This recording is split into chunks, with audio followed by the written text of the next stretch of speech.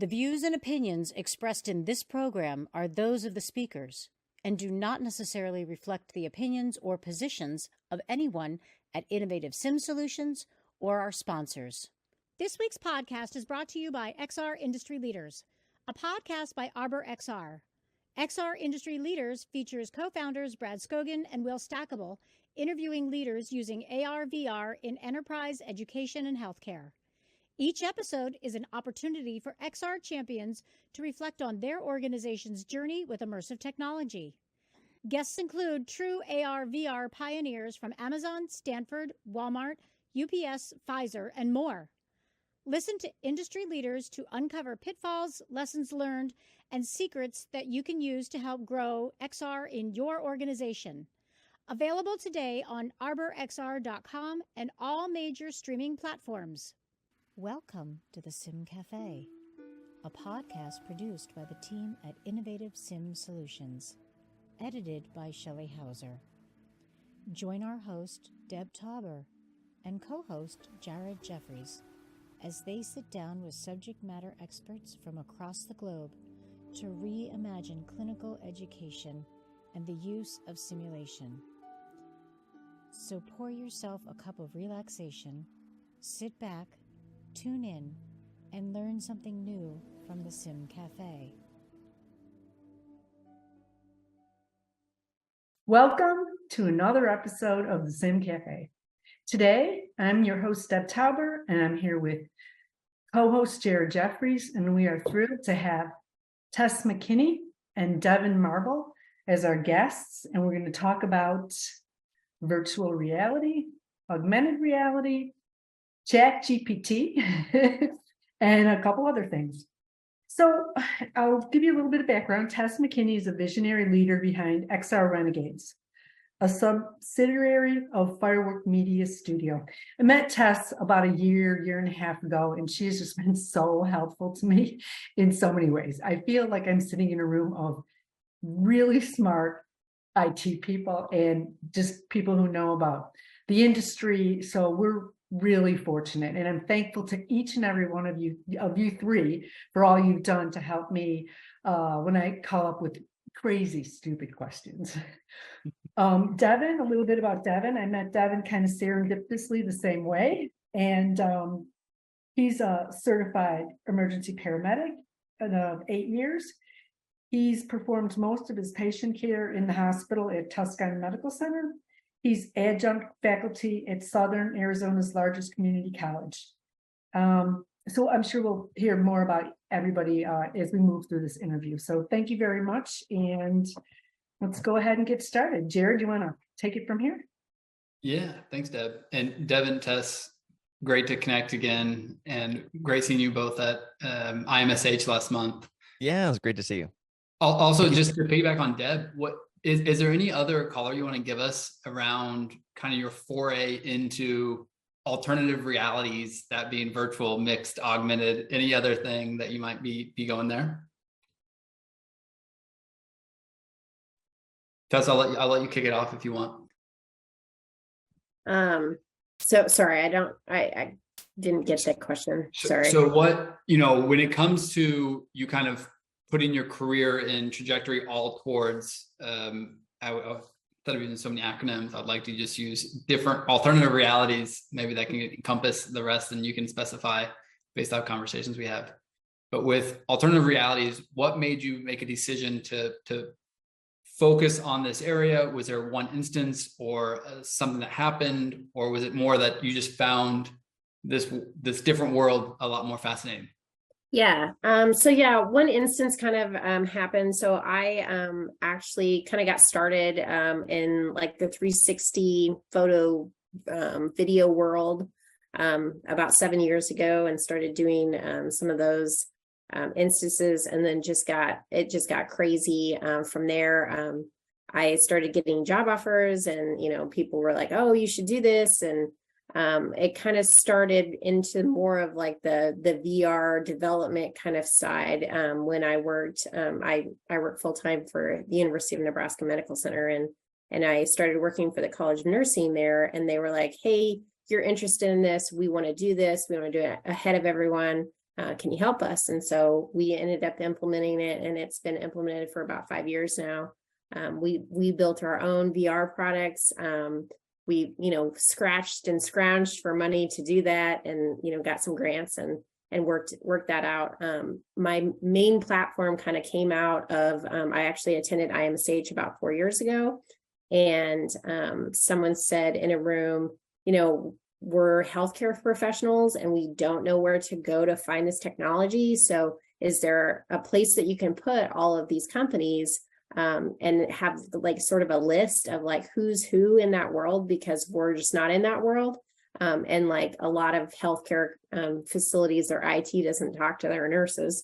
And so that was a way I built a platform on a website of all the companies that are in AR, VR, and alternative realities, so that we can help not only educators, but healthcare specialists as well. I love that. I mean, whenever there is a problem, you at least, of course, delivered the solution. So that helped a lot of people, I'm sure, and still is. Yeah. Yep. Every day I get those questions. So it's been super cool to see how it's developed from 360 to augmented reality. It's kind of passed over everything, and people are implementing it every day, which is super cool. Great. Thanks. And Devin, what about yourself? So I started out in television. I was about 10 years out there in entertainment, and decided that I was just going to do a complete seismic shift in who I wanted to be as a human being. I wanted to help people because I just wasn't helping anybody. So I became an EMT. I was going to be a firefighter. And then, a long story short, when I moved back to Tucson, which is my hometown, and I married my high school sweetheart, and we're getting our feet under us, I fell back in love with medicine. I wanted to be a veterinarian when I was a kid. And I realized that I can do this. That guy's a doctor. I can do that. Right? Because I was working alongside them in the hospital. I became a paramedic. I started teaching the paramedic college, which I still am adjunct faculty there today. And then I became a genetic researcher. I was just getting things on my resume to become a doctor. And I was pre-med, this close to submitting my application at University of Louisville Medical Center, the medical school out there. I talked to the dean. She checked all my credentials. She goes, "You're good. Just submit." They have low admission requirements because they want people who are career changers, specifically adult education people from different backgrounds, very unique medical school. And it was January 2020. And I had this like gut wrenching feeling. And I told my wife, I don't think I'm going to apply to med school, which was a bomb. That was the plan. It was like 5 years in the making. Wow. And I canceled it. And I told her, I think I need to lean into digital. I just feel it. I'm getting into virtual reality. I think that there's something here to be done that could also be a part of patient care, which I miss to this day. I haven't done patient care in a little bit, and I miss it. But I get to dabble in it now virtually. And when I made that shift, the pandemic hit, and our community college was like, oh my gosh, how are we going to get our paramedic students through their competency goals if they can't be on campus? And I built them a VR studio and remote virtual classes. I taught all of their educators how to do it. And that was the beginning for me. And I haven't stopped since. And I love it. And I think that there's a reach that digital and remote and virtual immersive technologies have to people who are underserved, underrepresented, not just the Harvards of the world. And that is extreme power. And it allows us to really reach out and train at scale. And that's very exciting to me. So I'm very happy to be here. Yeah, and thank you both so much for being here. I love that you both came from different sides of the coin in a way. One, Tess, you were kind of being poked to say we need something here, and then Devin, yours was more like, I see this being the future. I love your acting background too. Within video, of course, we're live here. It's so you're so animated, and I absolutely love it. It's engagement and being in the room with you. So, from this, though, being on both sides, was there, and I won't mention the metaverse yet or go into it, but was there a large interest or a lot of excitement around gaming when you were a kid? Or was this more of something that I love healthcare, playing nurses and doctors and want to push forward, or did it come from the gaming side? For me, Yeah, I literally like live and breathe. I have multiple headsets. I had, the Google Cardboard when it first came out. I was like, yeah, this is super awesome. I don't have the greatest setup like Devin does in my house, but there's just stacks of technology. I am a huge gamer. I actually have like old PC games that aren't available anymore that are still in the box, kind of things. Huge nerd back in the day. It pays to be a nerd. It was not super cool when I was a kid to be a nerd. Now it totally is, which is great because I'm making, strides in it.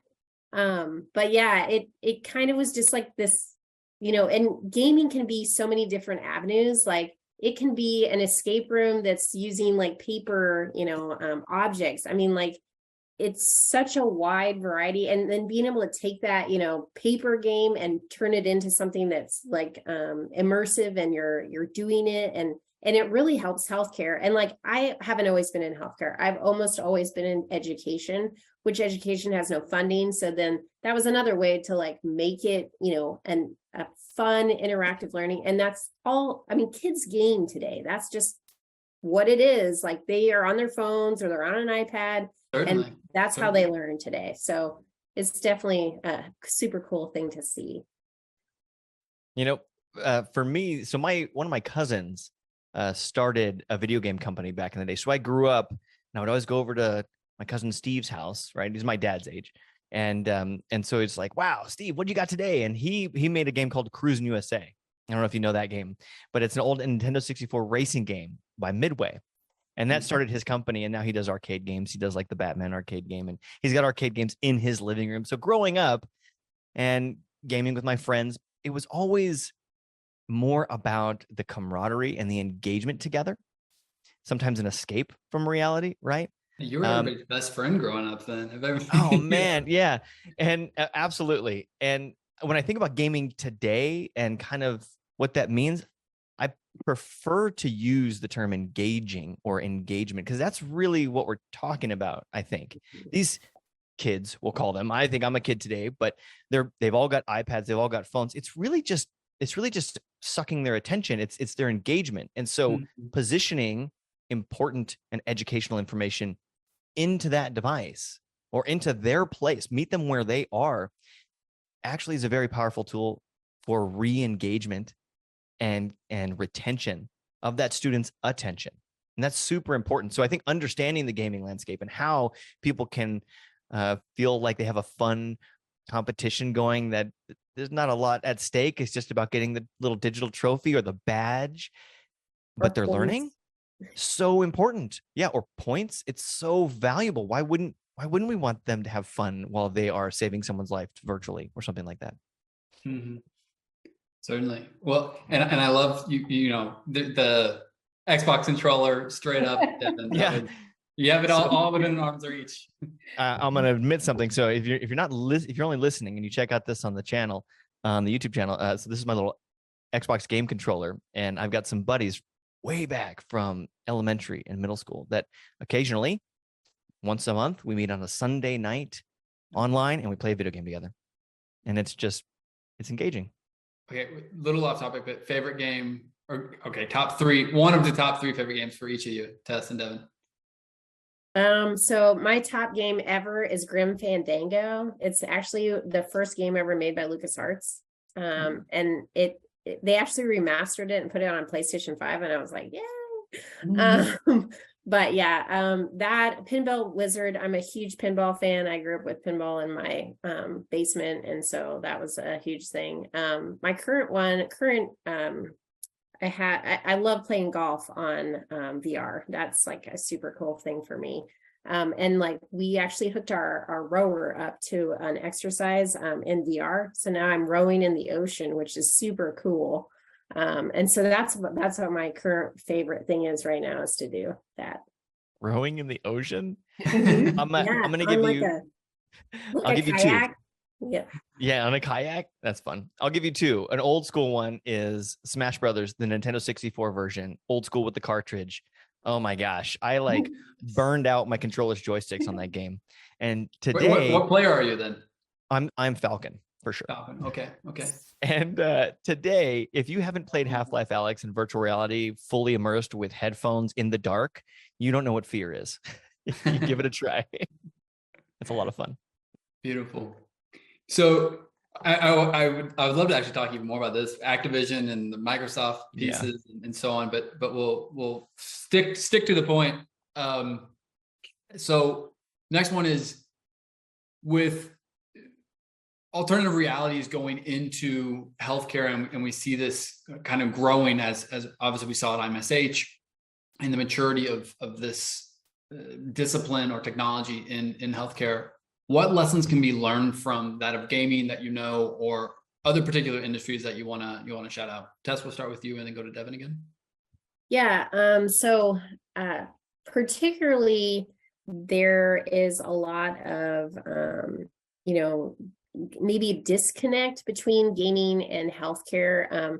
So yeah, well, 4 years ago at IMSH, there was I think 3 XR companies there. And now there's, I think there was 17 to 20. So it has grown exponentially, but there's still, and I think what a lot of especially companies are not understanding is, we have these products, but we aren't helping the healthcare facilitators put them into curriculum, or, there's just not a lot of that. They're like, oh, we have this product and we'll feed you all these products. But what's hurting is that healthcare is not necessarily, not everyone has the time or has the faculty to say, oh yeah, I'm going to pull this in and use it with this specific piece of curriculum. So I think that's kind of something that's standing in the way of of everyone using this. There's also some issues with costs that people aren't quite getting. It's such a thing that's so ahead of its. I mean, it's hard because it's somewhat ahead of its time and somewhat not. Well, I've been waiting for it for 7 years, and I'm I cannot believe this is exploding right now. I think it will. I mean, we've only tapped into maybe the first 15% of people. We aren't going to be, to 100%, at least maybe 2 years. I'd love to say it's going to happen in 6 months, but it's just not. Deb, do you have something to say? I think your time is way, way off. I think if you go with that adoption curve, I think that there's just so few people in healthcare that are buying into this just because they're so used to doing it the way that they've always done it. I mean, if you think about medical records, electronic medical records, I mean, that was what, 2 decades, and we're still struggling with it. And it's more of I guess, if you walk into a hospital, everyone has a computer. And yes, it took some time, but I think there are ways out there to get this kind of technology back into it, because Mannikin simulation took 20 years maybe for everyone to potentially buy it. But because we just live in a digital world. And so everyone has a phone, everyone has a laptop, and phones didn't take that long before, everyone had a phone and everyone's accessing it. And so that's kind of where I sit on that matter as far as getting that into healthcare systems. But there's a lot of issues with that, where cost is concerned and availability and decisions, and it's old versus new and what's better. And so Devin, I think that you bring up a very interesting point that kind of is one of the biggest challenges facing AR VR and how it integrates with healthcare, because it's seen as a game, right? We're gamifying simulation using these technologies that are used for games. Meta would not have gone into the virtual reality space if it wasn't because of gaming. It wasn't because of simulation. And so I think it's 5 major things, right?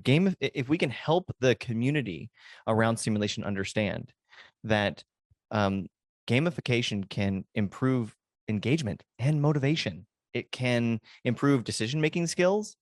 You can foster teamwork and collaboration.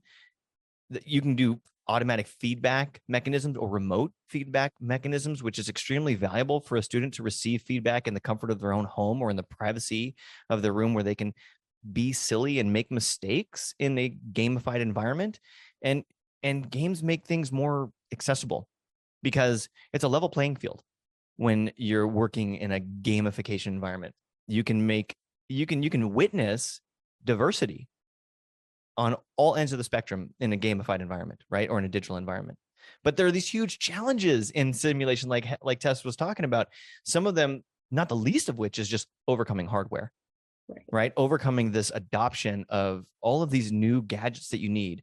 And I think one of the biggest challenges is there needs to be a validation of the usage of these tools in order for them to be adopted widely. And that's really tough, because that means that we need to be testing and validating these gamified tools to show the community that there is a return on your investment. And that return on your investment is patient safety goes up and student outcome goes up. And the nurses that graduate and they get their job in their first day of work, they're as competent as a first year nurse, because they saw 10 or 15 times as many patients. Yes, a good percentage of them were virtual, but that doesn't mean that the decisions that they made on that virtual patient weren't legit decisions, legit treatment decisions that they will remember later.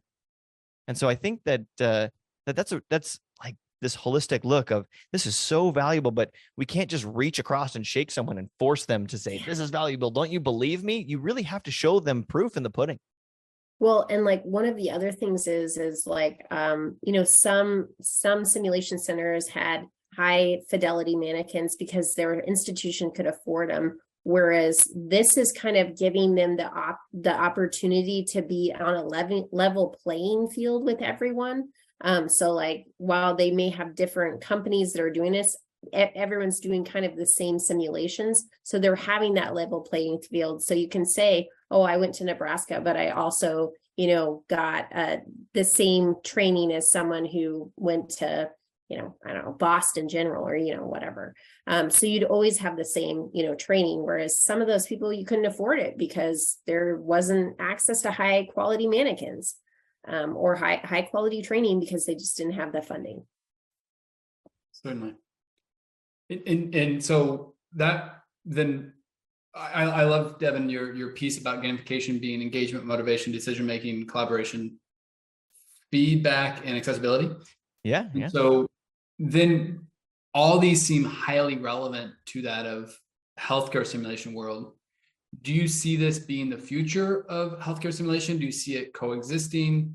And if so, what do you think are the biggest challenges of making it cohabitable or replacing, to your point, Tess, these high fidelity simulators? Or how does that work in both your guys' minds?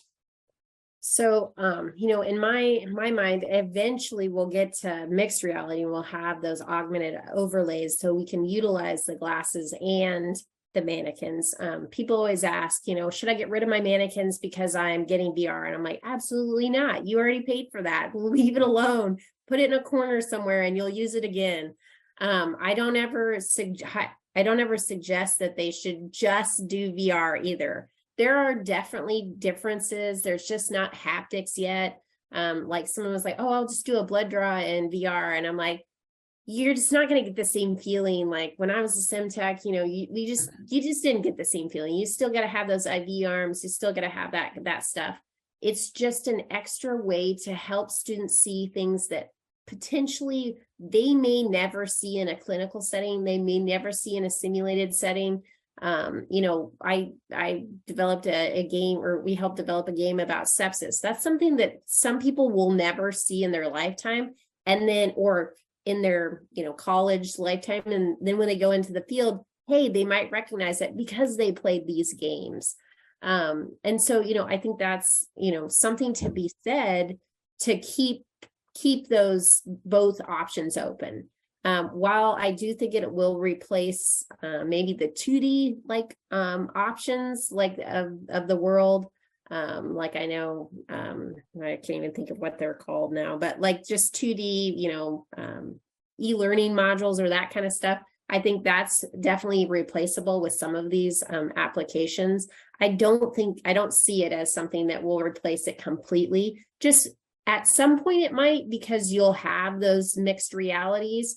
It's just, you'll have a mix of both then. You won't have one or the other. So do you think that, and this is going X years down, but institutions will be old school if they're not using mixed reality? Correct. I think they already are. I mean, not using virtual reality as well as, having a mannequin or a patient simulator. I see that, but like some are they're already falling behind. And like I said, 15% of people are currently using it. They're using it in a way to maybe just add like an addition to one class where they could be utilizing it for every class. But then again, you need faculty, you need someone who's fully invested. Sim techs need to be trained on how to do all this stuff. IT needs to be heavily involved. Right now, there's a huge disconnect between You're hitting a nail. Oh man, You're hitting a nail on the head right there. And like, I go in and I talk to educational IT groups and they're like, oh, we don't need to learn that. And I'm like, oh, you have no idea. They don't even know how to hook up mannequins. And the sim tech is who gets falled up. Everything falls on them. And they're not an IT specialist. They didn't go to school for that. Some did. Shout out to my people at UNMC. Some of them are IT people. But yeah, that's the hard part, is getting all those groups of people together. So once that happens, I think it'll push forward. So that does one. And Devin, I want to hear your take, but one question, Yes, sir. This will probably go for both, is do you expect that the institution, if that's, say an academic institution, should then be purchasing X amount of headsets or whatever for their students, or should that students kind of bring their own device, such as we do with laptops today? So right now I'm seeing both. I'm seeing people having the students buy. Right now, a lot of them aren't. They're more of like the college is buying the headset and then shipping out and returning. And so they almost like a used textbook in a way. Yeah, such as that. So or like a stethoscope, or I don't know, some other kind of piece of equipment that they would send out or they would rent out, I guess, or borrow for the semester. But I do see it will probably have to be like a fee. Like textbooks are expensive, but we make students buy those. And these are, headsets potentially could be a textbook as well. I mean, like I do a lot of my day-to-day on my headset. Like I am constantly, using my,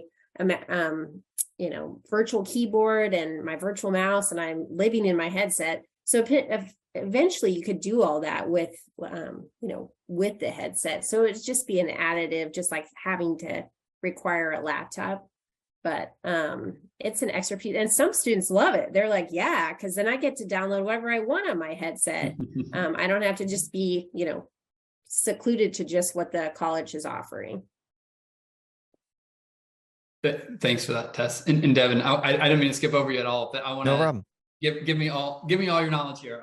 I'm gonna unload on you guys, okay? Yes. And I'm not gonna be gentle. Nope. Because I'm going to make some predictions, and why not, right? Why not really say what we think is going to happen here? So I do think that there are going to be healthcare education colleges producing nurses or frontline workers that will not use mannequins. They will do it all virtually and then clinical hours.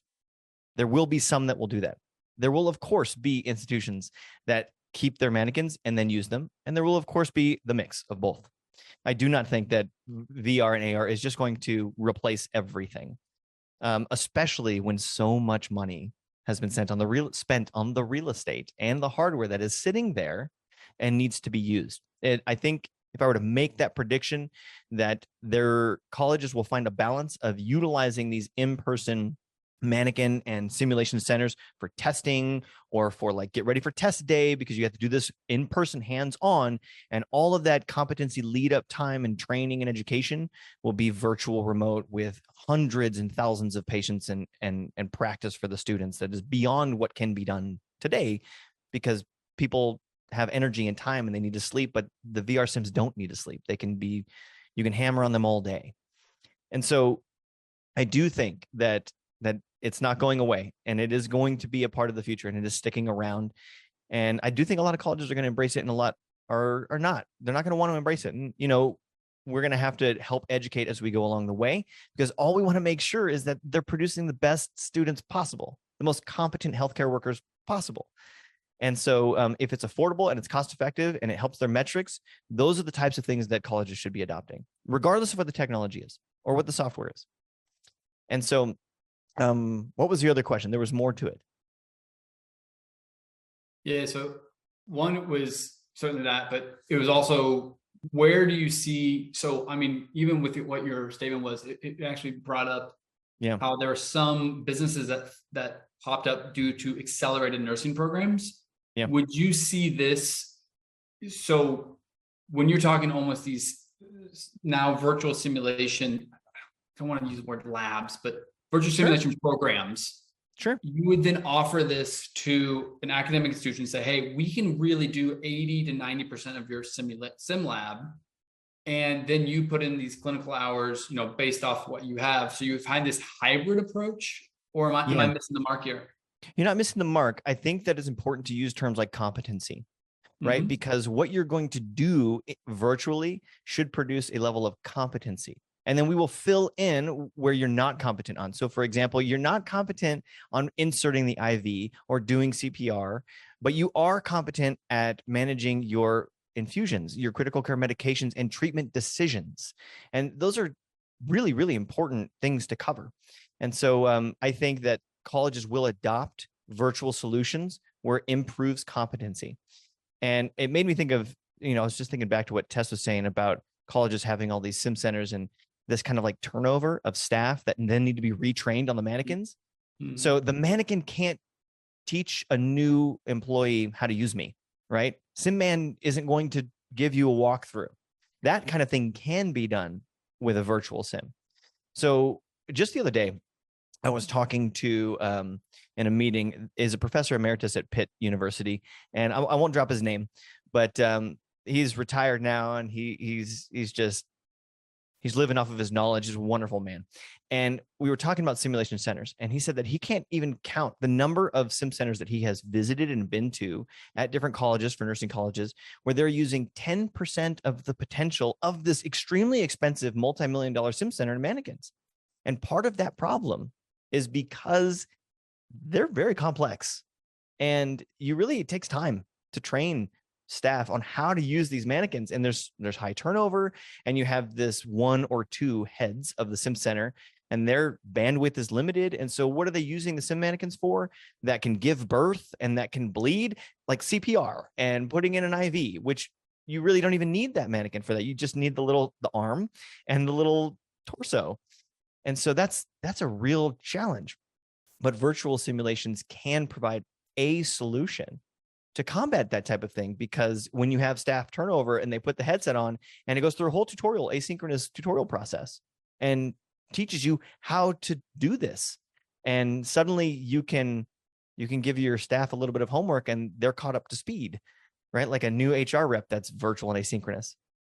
Yeah. So do you see that maybe now I want to focus on the biggest challenges of what we would see adoption for with VR, AR, MR within healthcare? Do you see it also being that of users only doing 10% of what's applicable within this alternative reality because of the complexity and the functionality, where they're going into healthcare, but now we're trying to merge a technology discipline into them?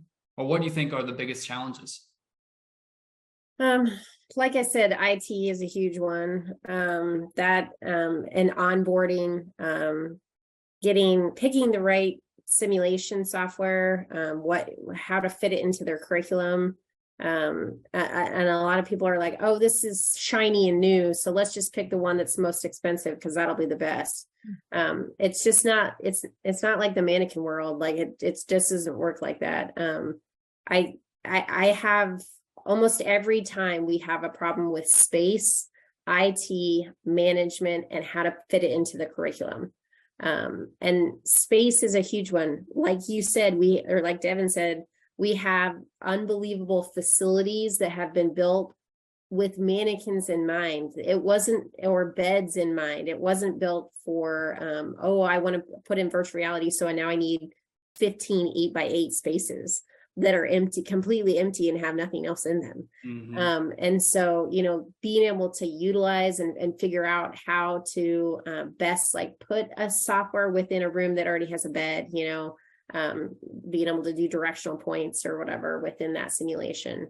But IT is my biggest probably complaint from most healthcare systems. Go ahead, Jared. Have either of you two seen any institutions removing some beds for virtual reality space? Yes. Yeah. And people who are building new VR labs specifically for nursing or for medical, they don't even have beds. They haven't even, I was at a conference once, and a guy who was an architect for who goes around and builds simulations or whatever was worried because there were so many colleges calling him and saying, well, we don't need you to come in and do these like builds for us anymore because now we're switching to VR. And he was like, how do we adapt as an architecture for healthcare? How do we adapt to that? That's super interesting. Over at Pima Community College, I helped build out their VR center, and they're building these centers of excellence for the different facets of the college. And one of the centers of excellence that they wanted to build had to include this large VR studio or space. And they were asking me, what do we want this to look like? How many desks, how many tables? And I said, stop right there. Empty room. This is what we need. We need an empty space with designated areas for the students to stand in, and glass walls so you can watch them through the wall, and screens. We want to be able to watch and monitor what they're doing. You want them to be able to share and collaborate with each other and not punch each other in the face. And you want them to have a good time doing it. You want them to be able to freely come in and out of this space and have it be an engaging learning environment. When you talk, go ahead, Deb. I see your hand, your digital hands up. Stick on that just a little bit. Yeah, push. Because what about debriefing? What about debriefing? We do debriefing in the same room. Yeah. Right, but I'm saying sometimes a debriefing, especially depending on what just happened, needs to be, at a table where somebody can be, lean in and Sure. listen and have empathy. And I'm going to push back. You ready? sure. What about debriefing? Sometimes you got to be there, right? Because the way we've been doing simulation for the last, 60, 70 years, 50 years, is everyone's in the same room together, and you're the proctors over their shoulder, and you're helping them, you're holding their hand as they guide along. But the potential future of this is that student who is now standing in front of you to do their simulation with you for a debriefing over their shoulder has done 300 patients by themselves or with other proctors, right? They are going through way more volume of patients. So by the time that it's time for them to be with you over the shoulder in a very strategic environment, there's less hand holding. You have a more competent person, and absolutely you got to do the debriefing. So what I was just describing there was an iterative environment where the students can play and fail fast and fail often. And that doesn't take up the proctor's time. And then when it comes time for the debriefing, to make sure that they have reached to measure your level of success, not only will that proctor be able to see that there's a trail of data that shows, wow, look at this. When you first started this 100 patients ago, it took you 30 minutes to finish this case, and you got a 55%. Now you're doing these scenarios, these cases in 8 minutes. You're getting an 85% on average. We're going to test you today on a mega code. Ready? Is a totally different person. So I do agree, debriefing is 100% important. But I think what you're highlighting is a shift in thinking that the person who's in front of you during that debriefing moment has had a lot of time in sim. That's the hope. And, it just depends on if you're using asynchronous immersive learning or you're using synchronous, because some synchronous, the provider is there, the faculty member is there. And so you're potentially giving that feedback right away. That's kind of what we do is we circulate between two students. And so you give that feedback right away. We still do have a pre and post brief session And so they come back and they actually sit at a round table and they discuss it.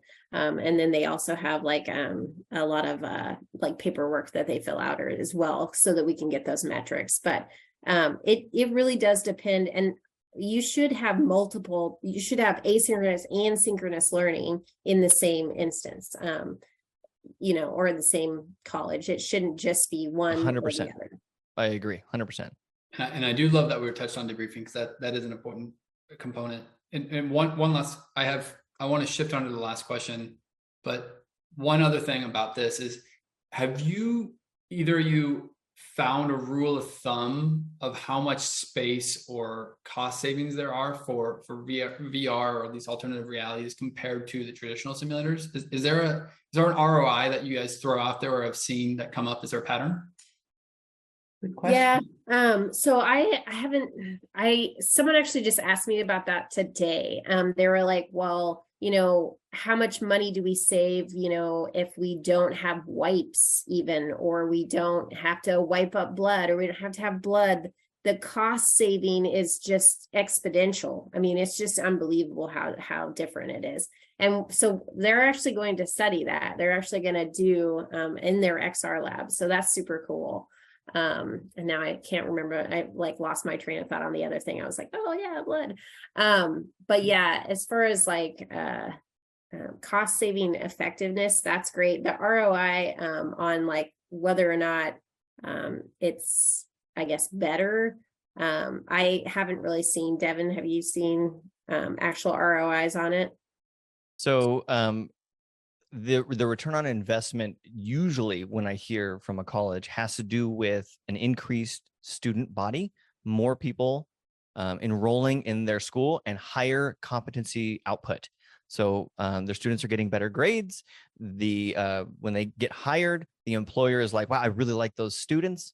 So for example, I've heard anecdotally, this one's about paramedics specifically, but these paramedics that had spent all year in virtual reality along with their traditional education and course curriculum and simulation. It was a 2 years paramedic program.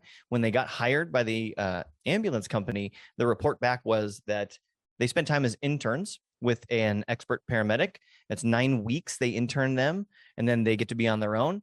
And the students that are graduating with this virtual reality are 6 weeks, 5 to 6 weeks. They're now on their own. That saves that company a tied up expert for 4 to 5 weeks. That saves money. And then you got to think about other things, like a single mannequin can cost you $90,000 or more.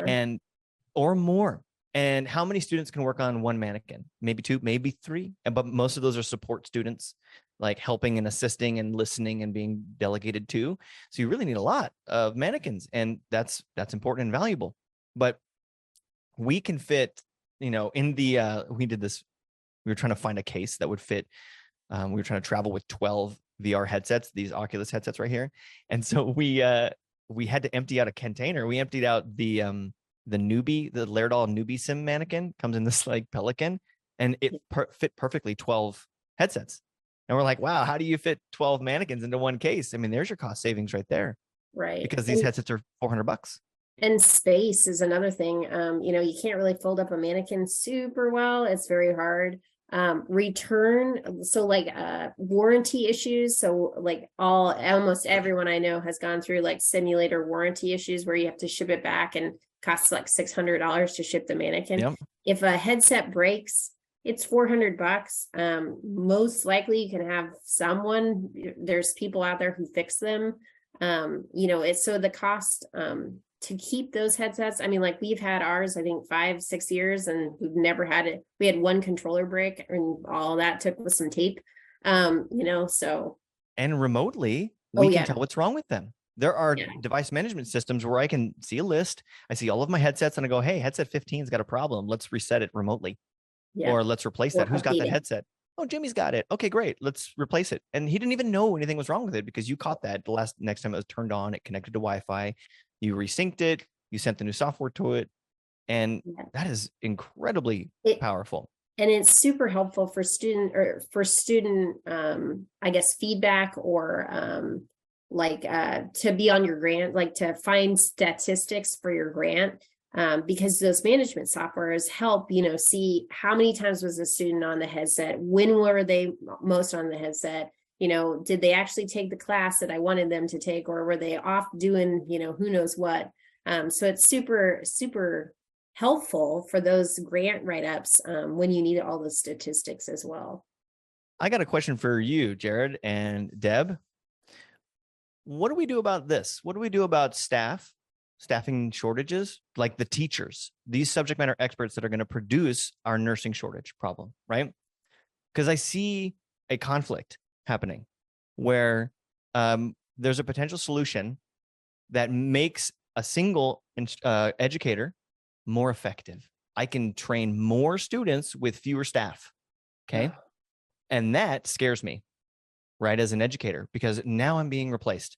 So immediately wall goes up. We're not going to adopt this technology. And what do we do about that? Because what I see that is a real butting of the heads that the students actually feel the repercussions of. And so does our healthcare system. And I'm not suggesting that our problems in the healthcare system are due to the educators. Not at all. We are saving the day. Without our nurse educators, we cannot solve our nursing shortage problems. But that is also why I want to empower them with new tools so they can be bigger, faster, stronger. So I ask you guys, what do we do about that conflict?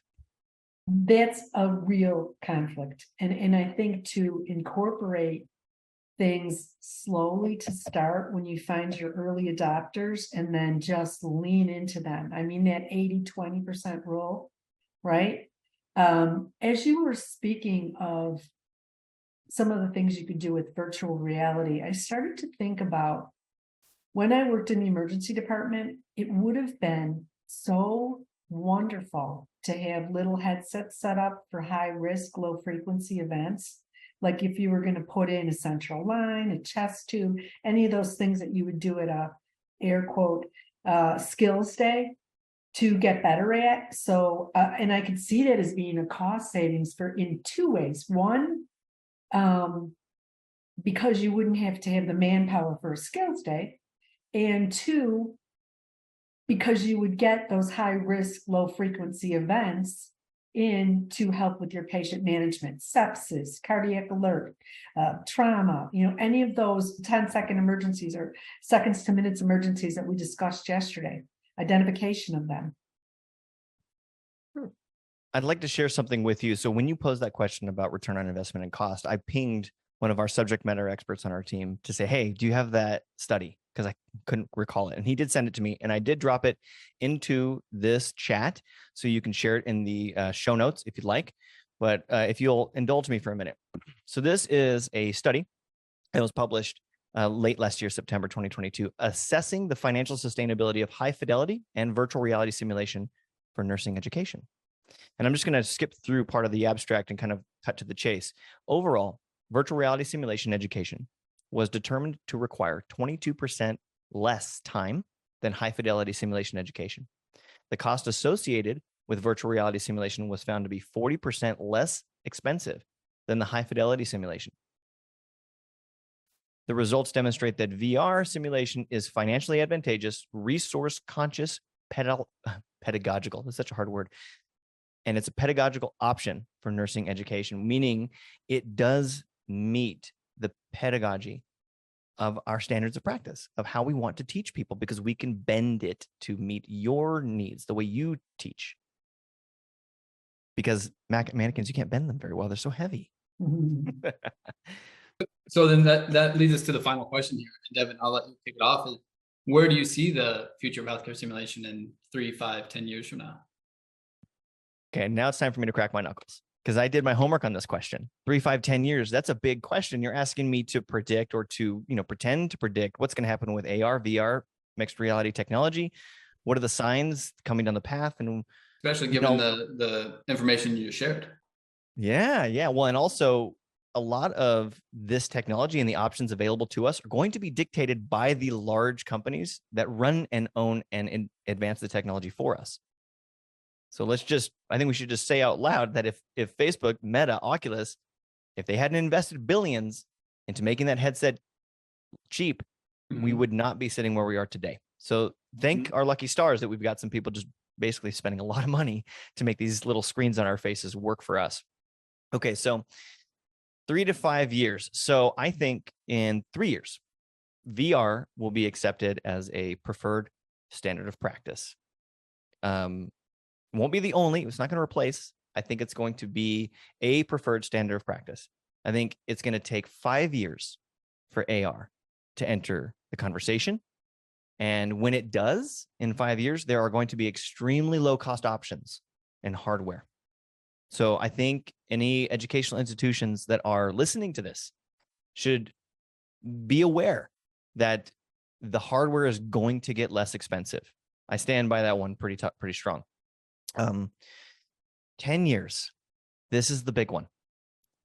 In 10 years, you will want to make sure you have the right platform in the right environment with the right technology at the right time. And I know that's very vague, but both VR and AR are going to survive for the next 10 years. Now, I don't think one of them is going to absorb the other one. There's a lot of great pass-through technology happening with these headsets where there's cameras on the outside and you can do like augmented reality type games with a VR headset. But AR will become better used when the haptics get better, meaning you can feel things on your fingers, because AR is so much about reaching out and engaging with things that don't exist in front of you that are like digital. And until you get a pushback or a resistance or a feeling that you're touching something, you're going to have a lot of limitations with that. It's almost like reading three-dimensional things in front of you and walking around them. That's great. But virtual reality has the benefit of having these controllers where we can make selections and actually push on things and feel vibration, like a pulse on someone's wrist when you reach out to touch the pulse. So I have a lot more to say, but I saw you went off mute. So the direction I'm going to take this is I'm going to tell you guys, I think, what's happening with some major, huge shifts in this technological world that has to do with Microsoft and Apple and Unity and, Meta, ChatGPT, all that stuff. But did you have a question, Jared? No, I'm engaged. I was just going to say, whenever you talk about this haptic feedback, I always think of Ready Player One. I don't know. Ready Player One, yeah. Yeah, but Absolutely. Please, I didn't mean to digress. Continue. Yeah. If you haven't seen Ready Player One, go watch it. It's great. Okay, so there has been if people haven't, I don't expect everyone to pay attention to it. That's fine. This is my job. There has been a humongous seismic shift between Microsoft, Meta, and Apple. And there's a little bit of debate about exactly what is going down. But Microsoft has effectively shut down growth on their HoloLens. For example, there's not going to be a HoloLens 3 probably. And they license their IP, their intellectual property, to Meta. And that is huge. When they license their IP to Meta, that now gives Meta the ability to utilize this augmented reality technology that Microsoft has been the leader in for the last decade, right?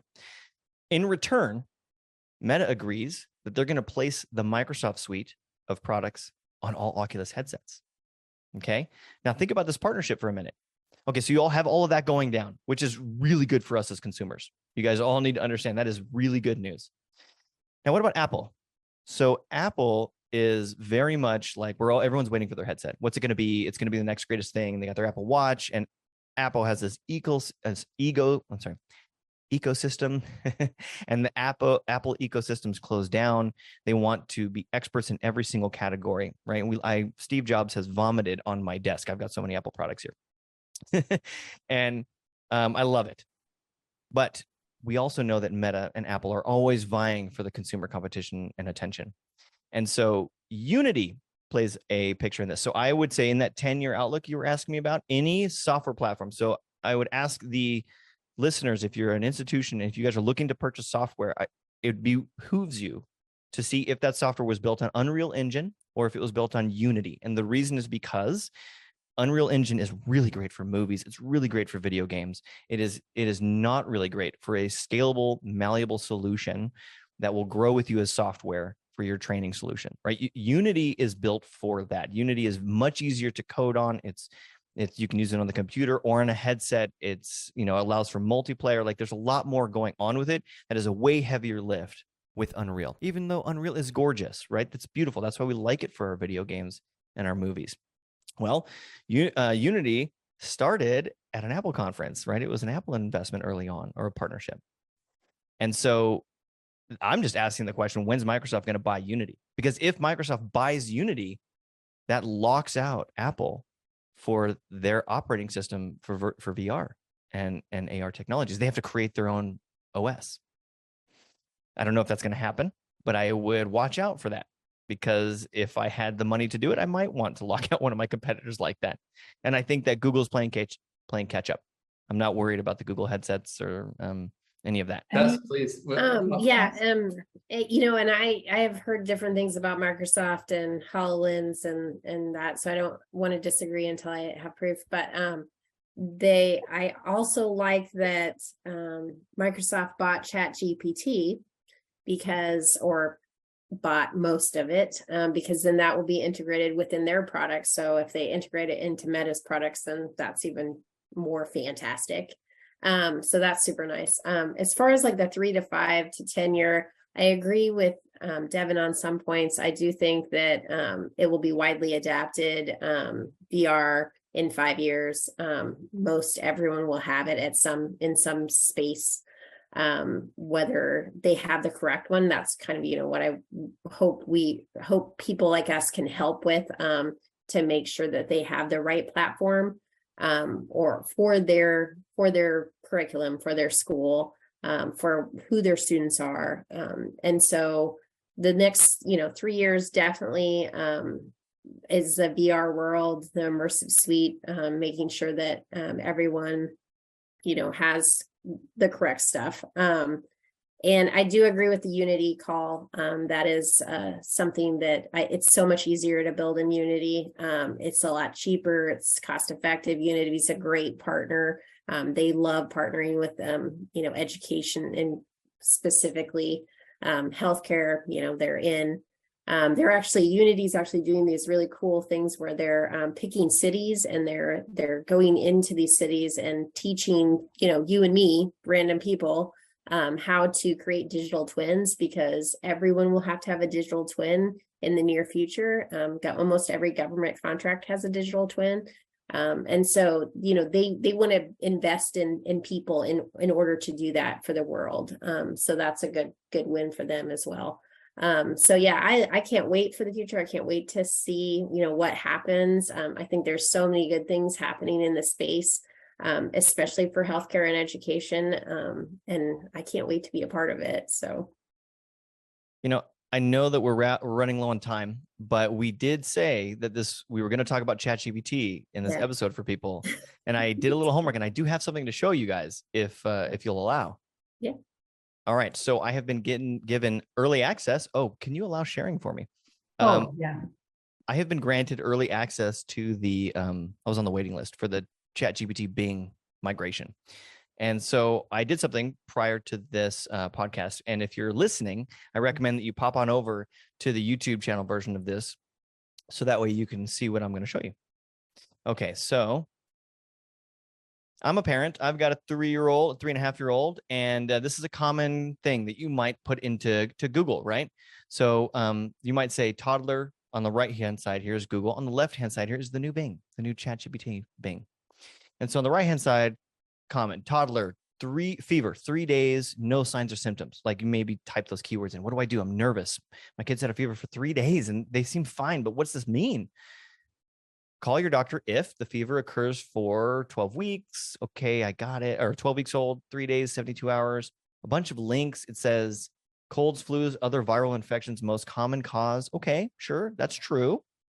I kind of have to sift through all these links, right, to find the answer of choice that's going to make me feel comfortable and confident as a parent. Okay, so I don't know if you guys know the answer, but I know the answer without searching this, because I went through this with my kids. And the answer is roseola. It's the most common thing with these 2 or 3-year-olds is they get a fever. They're fine. This is like 102. You're on fire. 103. What's going on? And they're running around playing with their blocks. And you're like waiting for something to happen. No sniffles, no coughing. Makes you nervous. Is there something internal going on? They're producing wet diapers. What's going on? And then the fever subsides. And then like 2 days later, they get this rash all over their body. And you're like, oh my God, Oh, my kid's gonna die. And like, no. It's just one of the herpes viruses. It happens once you get it. You're fine. Kid's okay, with some exceptions. Okay. Very common. So what happens when you type the same thing into a search engine that's integrated with an AI chatbot? Okay. So now I pop into ChatGPT and I say, hey, my toddler has had a fever for 3 days with no other signs and symptoms. She's 3. Should I be worried? So now it's a full sentence. Now I'm actually expressing concern to an AI bot. And it says, a fever is common. And one of the first things that it says in here is not only, consult your doctor, but consider roseola as a possibility. Boom, right there. Now I have something to point to. And then it gives me some reference links. And then I say, but I don't want to click on those reference links. Is roseola dangerous or contagious?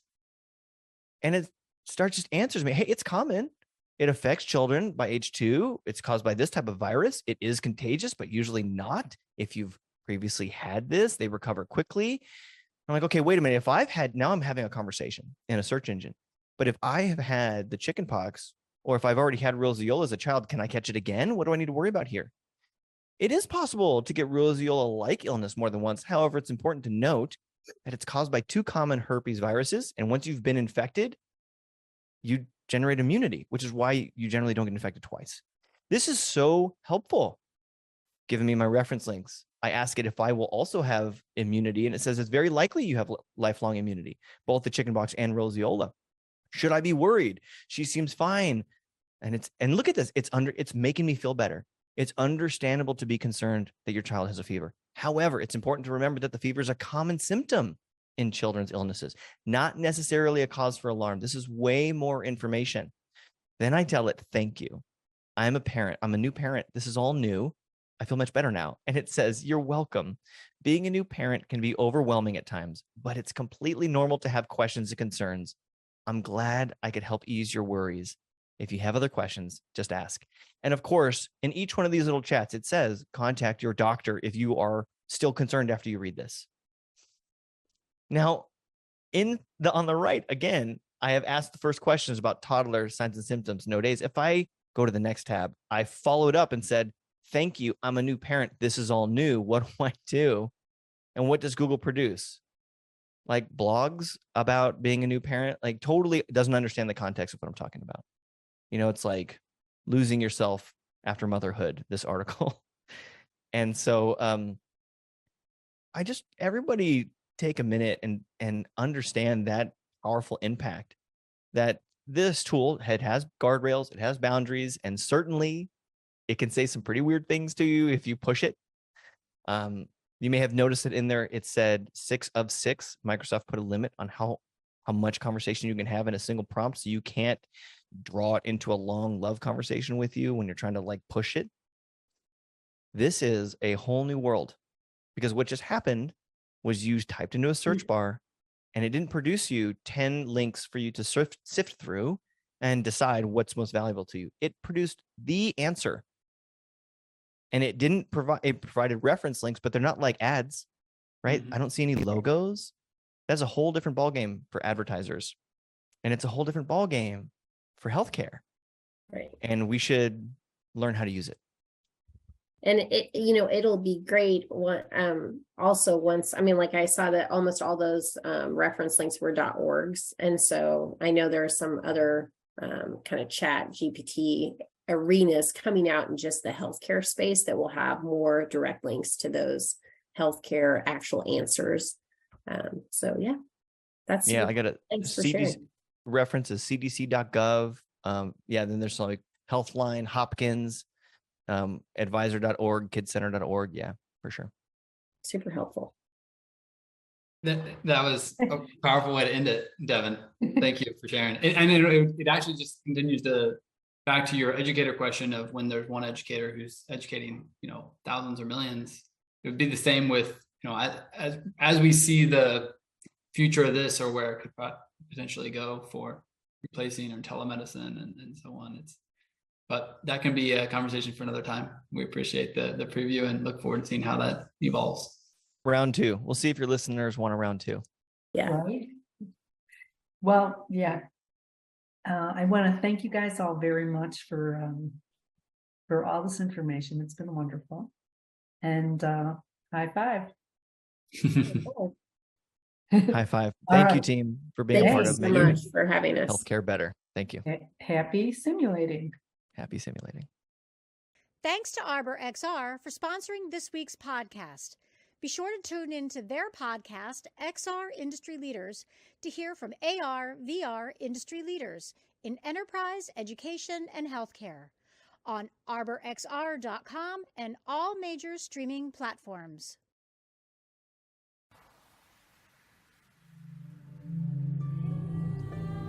Thanks for joining us here at the SimCafe. We hope you enjoyed. Connect with us at www.innovativesimsolutions.com. And be sure to hit that like and subscribe button so you never miss an episode of the SimCafe.